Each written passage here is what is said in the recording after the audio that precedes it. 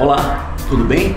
16 de julho, segunda-feira, a França é a nova campeã mundial de futebol. E aí o que é que eu vou fazer nesse nosso vídeo de segunda-feira? Eu vou passar para você tentar fazer uma correlação entre preferência por futebol, entre paixão nacional, entre conquista de um título mundial e ensino público de qualidade, um sistema educacional de qualidade, ok? Vamos lá, é muito comum nós ouvirmos pessoas, ou até mesmo nós, falarmos, criticar essa paixão do brasileiro pelo futebol, como se isso de uma certa forma contribuísse para o atraso do Brasil. A coisa não é bem assim, a coisa não funciona bem dessa maneira. Exemplo clássico é a França. Olha só, se nós pegarmos a França, tá na moda agora a França, pegarmos a Holanda, a Inglaterra, país onde o futebol nasceu, e a Alemanha dispensa comentários, é o quarto PIB do mundo. Você verá que nesses países o futebol é a preferência nacional, é o esporte preferido, a paixão nacional. E nós estamos falando de países desenvolvidos. Lá nesses países, da mesma maneira que aqui no Brasil, você tem milhões de pessoas que vão aos estádios assistirem futebol todos os meses. Você tem pessoas que compram revistas, assinam revistas que falam sobre esporte, procuram se manter atualizados, assistem programas de televisão ligados a essa área de futebol, compram as camisas dos times, Então, e no entanto, você está falando de países assim extremamente desenvolvidos. Aí você começa a perceber que a culpa não está no futebol, não é o futebol por si só o responsável pelo fracasso do Brasil, E aí, vamos lá, o que é que você vai fazer agora para tentar entender essa minha análise? Você vai digitar no Google o seguinte, olha, digita aí no Google: por que os alunos mais pobres do Vietnã ganham da elite brasileira? É uma matéria de uma jornalista, ela é colunista da Folha de São Paulo, Érica Fraga. E aí você verá algumas informações dadas pelo coordenador. Ele foi o criador do PISA e atualmente é o coordenador. Então, um cara que sabe o que está falando, O que é o PISA? Rapidamente, vamos lá. O PISA é uma espécie de vestibular para jovens que estão terminando o ensino fundamental 2, iniciando o ensino médio, organizado pela OCDE. É a sigla de uma organização europeia, se eu não me engano é a Organização de Cooperação e Desenvolvimento Econômico. O Brasil não faz parte da OCDE, mas manda os alunos para esse programa de avaliação estudantil chamado PISA. É a sigla em inglês para Programa Internacional de Avaliação Estudantil. No PISA, esses alunos são submetidos à prova de matemática, à prova de ciências e uma prova ligada à redação.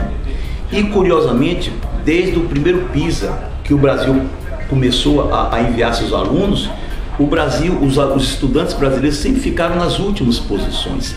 Sempre nas 10 últimas posições são ocupadas pelo Brasil.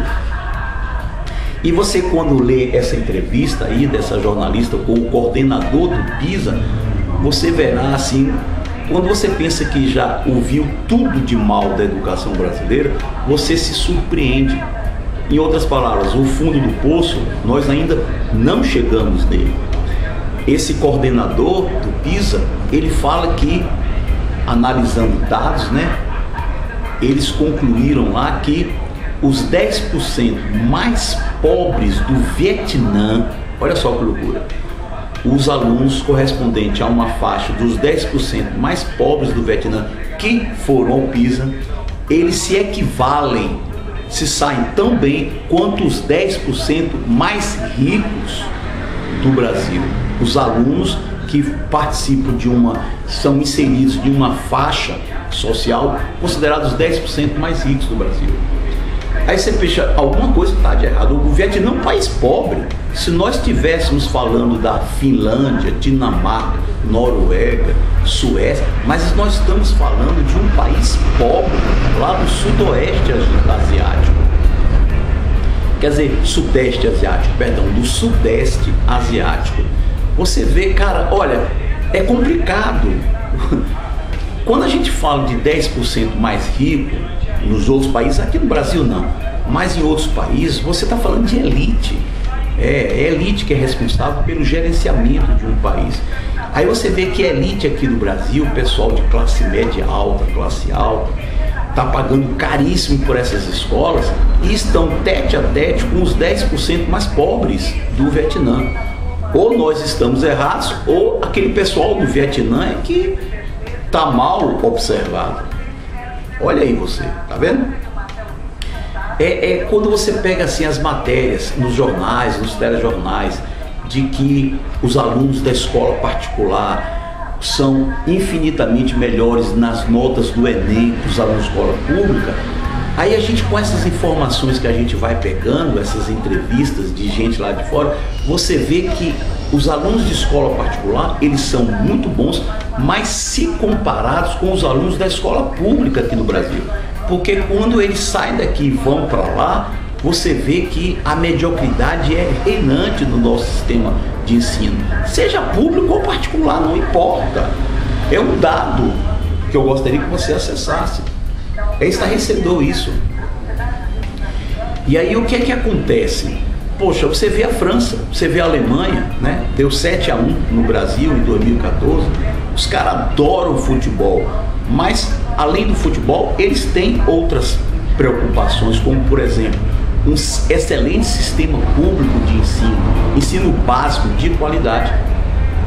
Nós estamos agora numa época de eleição, vamos ter eleição agora para presidente da República, e aí o brasileiro está muito preocupado. Eu vejo muita preocupação com saúde, segurança, com inflação, e são assuntos realmente que justificam essa preocupação.